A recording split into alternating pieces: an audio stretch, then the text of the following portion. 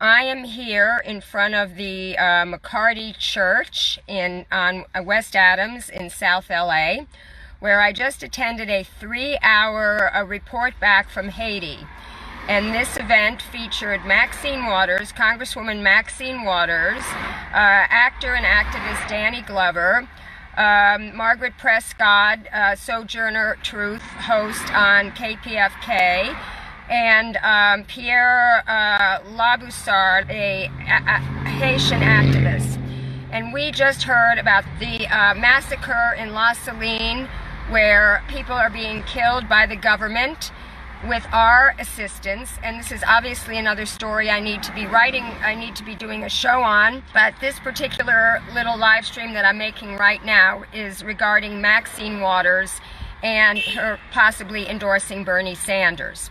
I went up to her afterwards and before she left, and I reminded her how when she and I met in person for the first time at Lila Garrett's 90th birthday party. Lila Garrett is a radio host on KPFK. She hosts Connect the Dots. I sometimes guest on that show. I and a couple of other Bernie supporters did an impromptu lobby meeting with her at that birthday party to try to get her to endorse Bernie. And I reminded her of that, and she said, "What did I say?" And I said, "Well, you said I ought to endorse Bernie. I'm considering it." And then I reminded her how I saw her again at the Long Beach delegate convention, because I was a delegate for Bernie, and by then she had endorsed Hillary.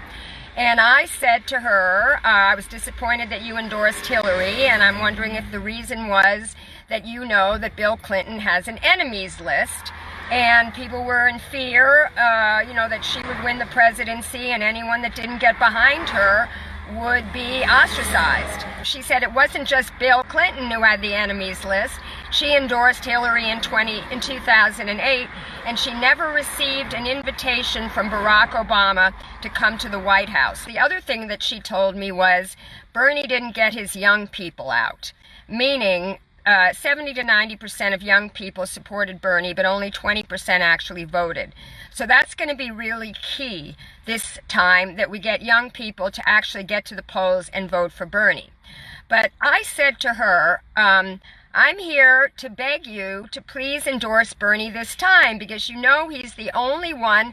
And at that point, her aide started trying to pull her away and interrupt me, and she said, she is going to be waiting. She didn't say anything about Kamala, fortunately, but she said, I'm taking a hard look at Elizabeth Warren.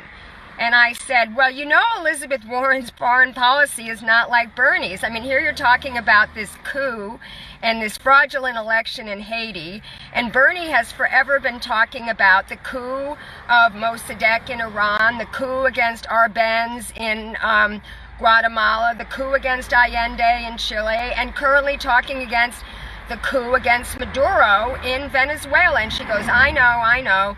And with that point, she was whisked away from me. After talking to her at Lila Garrett's 90th birthday, that I didn't really do anything publicly to start a campaign to get Maxine to endorse Bernie.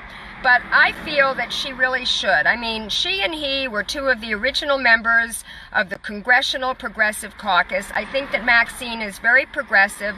She's called Auntie Maxine by the young people now because of her, extensive pushback against Donald Trump. And I feel that if young people support Bernie and young people support Maxine, then maybe young people should be contacting her to have the courage of her convictions and get her to endorse Bernie Sanders for president. Kamala does not have this locked up in California. The new Berkeley poll showed that she's like a distant fourth or fifth. The real threat with progressives is Elizabeth Warren. I like Elizabeth, but she is not Bernie Sanders. And the mainstream corporate media right now, they were trying to see who was going to stick, whether it was going to be Kamala, whether it was going to be Beto, whether it was going to be Buttigieg, and nothing is sticking except for Elizabeth Warren. So you'll notice that all the stories are very favorable about Elizabeth, And of course, they continue to pillory Bernie in the mainstream corporate media. So I have decried on my social media pages going after Elizabeth Warren in a Bernie bro sort of way, because all that does is further that reputation about being Bernie bros. And I don't feel that, this is the way that Bernie pursues opposing candidates. And, somebody said they hoped when Tulsi gets on the debate stage, she's going to go after Elizabeth Warren for, proving the $700 billion defense budget. I said, I don't think Tulsi's going to do that. She's too classy.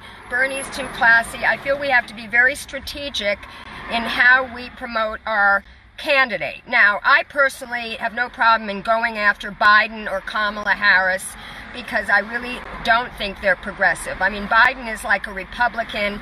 Kamala is whatever she thinks is going to get her elected. She's a total opportunist with no ideology. But I do think that Elizabeth Warren is progressive on some very important issues that I care about, which is the working class, the middle class, and Wall Street.